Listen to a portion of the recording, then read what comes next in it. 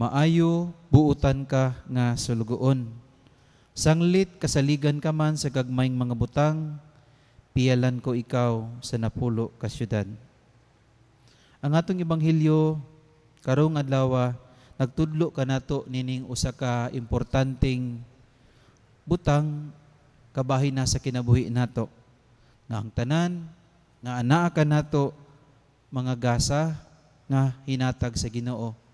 Mga butang nga gipiyal sa Ginoo. Mga butang nga gisalig lamang sa Ginoo. Ang tanan sa tong kinabuhi usa ka gasa. Na kung magisgod gani tagasa, dili na siya nga gitagaan ka niini, libre na. Dili na tungod kay gitagaan ka niini, imo na na. No, imo na na. Dili ingon ni ana. A gift is not a freely given thing. Di gyud siya libre. Dili gyud na siya libre. There are two important things about kanang being gifted. Duha ka importanteng butang kabahin na sa usa ka gasa. Una, we are gifted, gitagaan ta niini aron pinaagi ning gasa nga gihatag kanato makatabang pud ni ngadto sa ubang mga tao.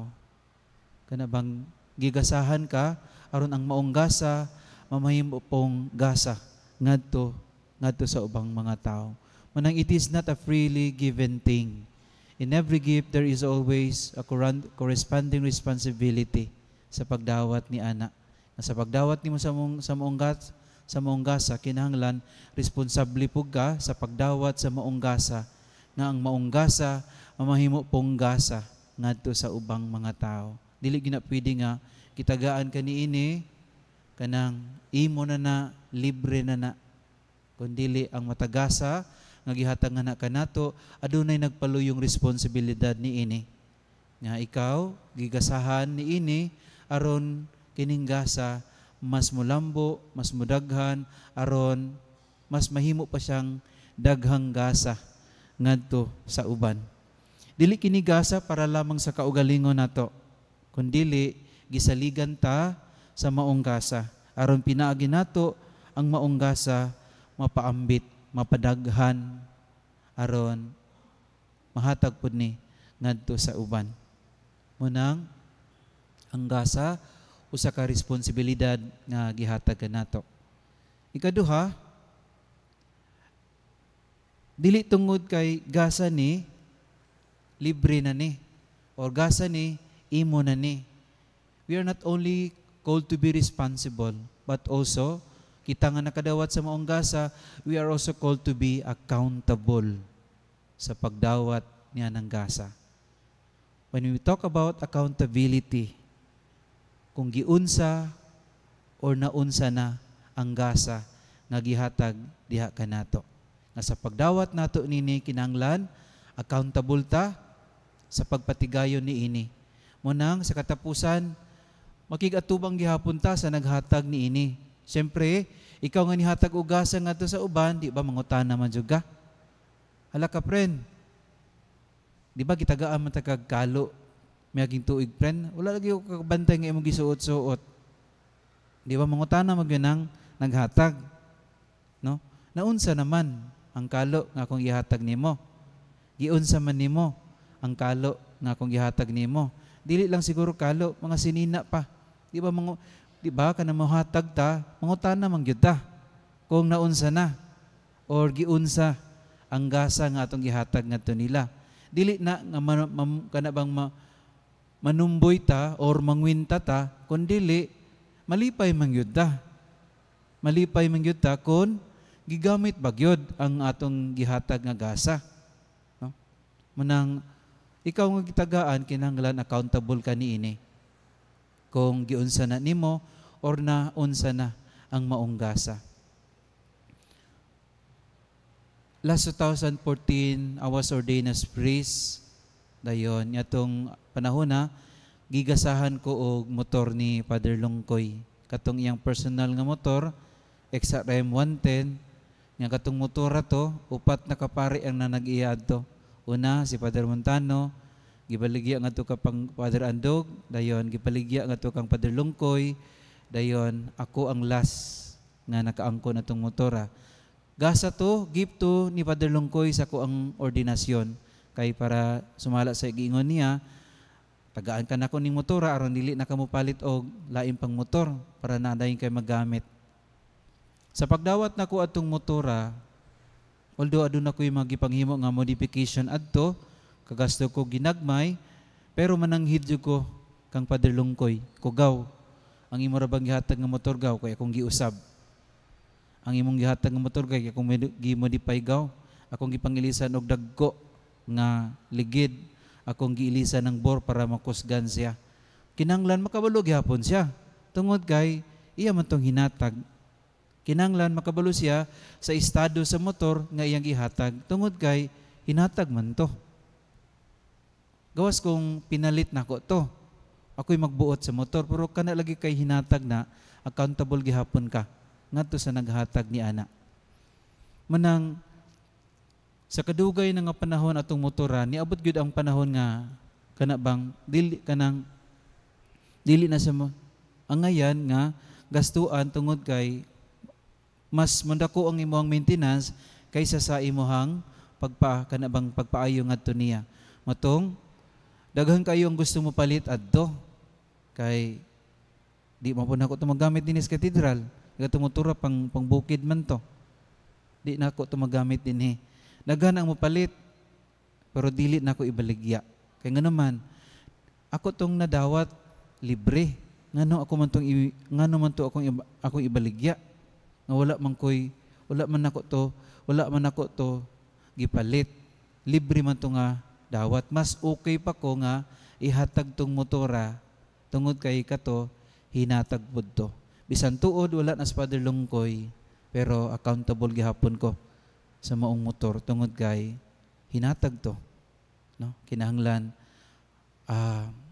mas malipay ang naghatag niya na kung maayo nimo pagkagamit dayon maayo nimo pagpatigayon sa maong butang nga gigamit. Ug mao po naalang kanato, no? Kita gikisahan aron mahimot ang accountable sa mga gasa. Siyempre ang Ginoo maningil man gyud na siya sa katapusang panahon, no? Mangita man gyud na siya sa unsay iyang gipanghatag niya kanato. Munang angay natong hinumduman, kitang tanan mga trabahador lamang kita sa Ginoo. Kitang tanan ginasahan sa Ginoo. Kitang tanan sinaligan lamang sa Ginoo ug dili tatag-iya. Dili tatag-iya sa tanan nga naa kanato.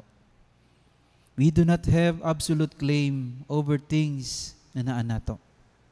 Not even your life. Dili katag-iya ana. Kining lawas nga atong gipuy-an karon ato maning nga lawas pero lawas ray ato. Dili ang kinabuhi nga naa aning lawasa. Tungod kay ang kinabuhi nga naa ning lawasa iya man kini sa Ginoo because God is the only author of life. He alone is the supreme author of life. Ang kinabuhi nga naa sa atong lawas hinulman lang kini sa Ginoo, gasa kini nga gikan sa Ginoo. Then we cannot have absolute claim, not even sa ato ang kinabuhi. Samot na sa mga butang nga naa nato. Ang tanan nga naa nato, tanang mga properties nga naa nato, bisan pag nakapangalan na sa imong ngalan. Bisan pag unsa kadaghan sa imong properties, daghan kag yuta, daghan kag balay, daghan kag sakyanan, daghan kag kwarta, still ang tanan sinaligan gasa lamang nga gihatag sa Ginoo diha kanimo. You do not have absolute claim anang mga butanga. Because the fact remains na kung mamatay ka, wa jugay madala. Bisan pag anak kabaga sa imong titulo anang mga properties nimo, dili nimo na madala sa sunod nga kinabuhi. Kitang tanan ginasahan lamang sa Ginoo. ang tanan nga naa nato gasa ug kana atong hinumduman kanunay dili tatag iya sa tanang butang nga naa nato mga gasa lamang kini nga hinatag sa Ginoo nato. Ikaduha nga ngay natong hinumduman ginasahan kita mo nang kinahanglan paninglan pud ta sa katapusang panahon.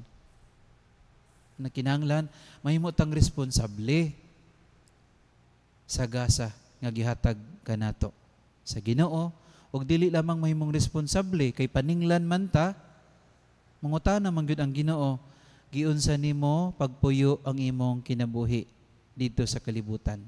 Naunsa man ang gasa sa kinabuhi nga kung gihatag nimo dito sa kalibutan. Di ba? Mao nang giingon karon sa tuang sa katapusan sa atong ebanghelyo.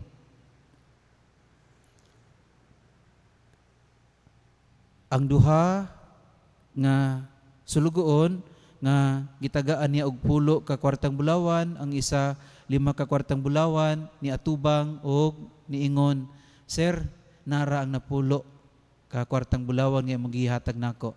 Nakaginansya ko og 5 ka kwartang bulawan." Dayon ang isa, nara ang 5 sir, nakaginansya po kog 5.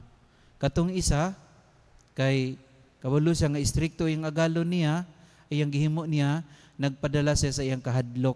Matong, iyang kanang giputo sa panyo ang maong kwartang bulawan, o iyang gitaguan. Aron inigabot sa iyang agalon, kay nahadlok man siya nga istrikto, matong iyang gihatag balik. Wala yun niya napatigayon. Wala gyud niya napadaghan ang maong kwarta nga gihatag ngadto kaniya. Ang Ginoo dili man as in maningil og manumboy ba nato. Siyempre ang Ginoo mangita gyud na siya bunga kanunay kung giunsa nato pagpatigayon ang gasa sa kinabuhi nga gihatag niya kanato. Unang niingon gani siya, kuha ka ng kwarta nga anaa kaniya ug ihatag ngadto sa sulugoon nga may napulo ka kwartang bulawan. Ni-react sila, "Sir, na may napulo ka kwartang bulawan niya." Dayon unsay giingon sa Ginoo, "Sultihan ko kamo nga ang tanan nga naay iya dugangan. Apan siya nga wala gayo iya, bisan pa ang jutay nga naa kaniya, kuhaon pagayod." Kung maayo lang nato kapag patigayon ang mga gasa nga gihatag sa Ginoo nga naa kanato, mas dugangan pa ta. Niini sa katapusang panahon, inig atubang nato kaniya. Pero kung sa imong kinabuhi, ang mga gasa sa Ginoo gigamit lamang nimo para sa imong kaugalingon, para sa imong kalipay, ang naa nga naa nimo kuhaan pagyod sa Ginoo. Wa kay ma-enjoy. Manang ang tinuod nga investment sa kinabuhi diliun sa kadaghan sa atong natigom aning kalibutana. Ang tinuod nga investment sa kinabuhi kanang unsay imong nahatag ug napaambit ngadto sa ubang mga tao. Kay sumala pa sa Ginoo, siya nga may paambit sa maong gasa, siya nga nihatag sa maong gasa ngadto sa uban, kadugangan pa niini sa katapusang panahon. Manang mga igsuon, maningkamot ta nga mamahimo tang responsable kanunay, accountable kanunay sa mga gasa nga gihatag sa Ginoo. Dili nato akoon ang konon ang tanan. Tungod kay ang gasa is always meant to be share ngadto sa ubang mga tao. Ug ang Ginoo nga nakakita nato nga nagbuhat sa pagpatigayon sa maong gasa nga iyang gihatag kanato, mahimuot og malipay. Og dili lamang malipay, kadugangan pa ta niya sa gasa nga mas labaw pa sa atong matigom aning kalibutana. May we become responsible, accountable sa paggamit sa mga gasa sa Ginoo nga atong nadawat aning kinabuhian. Palihog manindog.